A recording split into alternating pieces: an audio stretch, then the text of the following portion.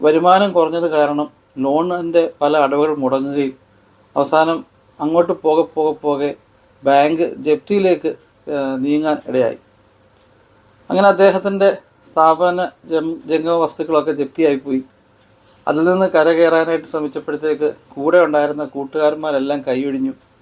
അവരും കൂട്ടത്തിൽ ഇയാൾക്കെതിരെ കേസ് കൊടുത്തു. കാരണം കുറച്ച് നാളുമായിട്ട് ശമ്പളം പെൻഡിങ് ആണെന്ന് പറഞ്ഞുകൊണ്ട് കേസ് കൊടുത്തു. യൂണിയൻ ഇടപെട്ടു. കാരണം നാട്ടിലൊരു പണിയില്ലാതിരുന്ന കൂട്ടുകാരെ ഒന്ന് സഹായിക്കാൻ പോയതാണ് അദ്ദേഹം. ഒടുക്കം അയാളുടെ അവസ്ഥ എന്താണെന്ന് വെച്ച് കഴിഞ്ഞാൽ ഒരു കേസ് തുടങ്ങി 1-2 വർഷത്തിനിടയിൽ അദ്ദേഹം പണി കഴിപ്പിച്ച ശിഷ്ടകാലം താമസിക്കാനായിട്ട് പണി കഴിപ്പിച്ച വീട്, അയാൾക്ക് മേടിച്ച കുറച്ച് വസ്തു, അയാളുടെ മേടിച്ച 1-2 വണ്ടികൾ എല്ലാം വിൽക്കാനിട വന്നു. അവസാനം ഈ ഭാര്യയും മക്കളും അയാളും കൂടി ഒരു വാടക വീട്ടിലേക്ക് താമസം മാറുകയും ഏതാണ്ട് 55-60 വയസ്സ് അടുക്കാറായ മനുഷ്യൻ വീണ്ടും ഗൾഫിലേക്ക് ജോലിക്കായിട്ട് പോയി.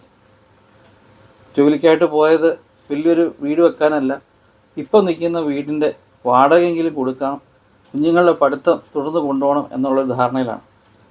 എന്നാൽ വളരെ ദയനീയമായ അവസ്ഥ എന്താണെന്ന് വെച്ച് കഴിഞ്ഞാൽ 1-2 വർഷം കഴിഞ്ഞപ്പം അദ്ദേഹം ഗൾഫിൽ വെച്ച് തന്നെ മരണപ്പെട്ടു. വളരെ പ്രായമുണ്ടായിരുന്നു, ശാരീരികമായ അസ്വസ്ഥതകളുണ്ടായിരുന്നു, ജോലികളൊന്നും പഴയ പോലെ ചെയ്യാൻ പറ്റുന്നില്ലായിരുന്നു.